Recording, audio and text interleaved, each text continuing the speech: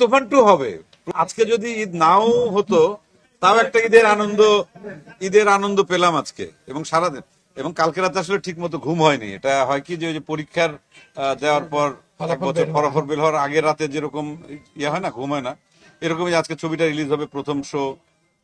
এখন হয়তো কোরবানির কারণে যতটুকু এর পরেও যতটুকু ভিড় হচ্ছে সিনেমা হলে, এটাতে আমি খুবই আশ্চর্যই হয়েছি যে সবাই তো কোরবানির মাংস নিয়ে ব্যস্ত আছে, তা সেটাই থাকা স্বাভাবিক।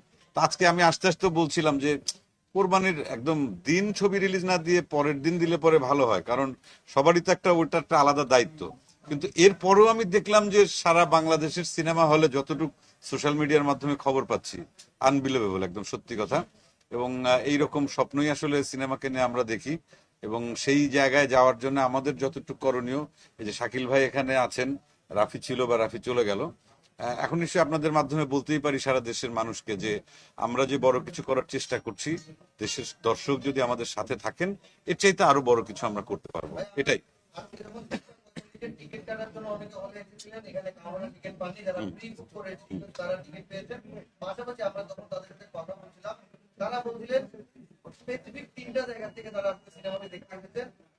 একটা দর্শক শ্রেণী এসেছেন চঞ্চল চৌধুরীকে দেখার জন্য, একটা দর্শক শ্রেণী এসেছেন শাকিব খানকে দেখার জন্য, আরেকটা দর্শক শ্রেণী এসেছেন রায়হান রাফিকে দেখার জন্য। এই যে কম্বিনেশনটা এখানে তৈরি হয়েছে এবং এই যে মানুষের যে আগ্রহের জায়গাটা তৈরি হচ্ছে সিনেমা দেখার জন্য, স্পেসিফিক কারোর জন্য, তাও তো সিনেমা দেখতে একদম।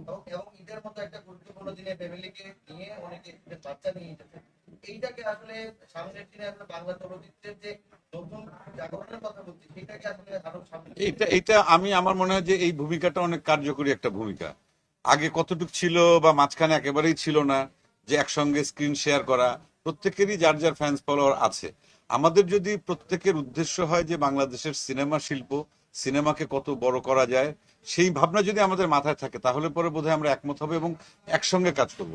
যেটা হয়তো রায়হান রাফি আমার মতো আরো কিছু শিল্পীকে দিয়ে একটা সিনেমাতে একসঙ্গে কাজ করিয়েছেন এবং সেটা রেজাল্ট যদি পাওয়া যায় ঠিকঠাক মতো, আমার মনে হয় কি যে ভবিষ্যতে এটা একটা মানে কি বলবো উদাহরণ হিসাবে হয়ে থাকবে এবং সেটা আমাদের বাংলা সিনেমার জন্য অনেক ভালো কিছু হবে। সেটা তো করবেই, কারণ তার তো একটা গুরুত্বপূর্ণ ভূমিকা আছে। উনি আমাদের প্রডিউসার, উনি হচ্ছে আমাদের কি বলবো পালের গোদা। উনি না থাকলে, উনি টাকা পয়সা না দিলে আমরা কাজ করবো কিভাবে?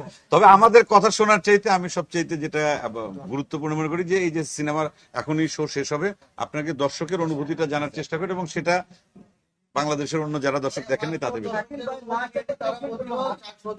তাদের দাবি তারা তুফান 2টা চায়। তুফান 2 এখানে আছেন যেহেতু তুফান 2 হবে প্রযোজক, এটা তুফান 2 হবে আমি বলি নাই, কিন্তু যেহেতু চঞ্চল ভাই বলে দিল করবো, আমাকে তো চাপে ফেলানো হচ্ছে। তুফান 2 তো করতেই হবে, তাই না?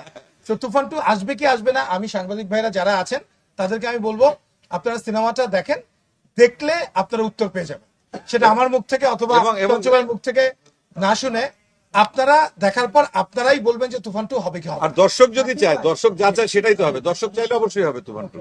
ওকে ওকে ঠিক আছে, থ্যাংক ইউ। আমি একজন সাকিবি, আমি তো একটা প্রশ্ন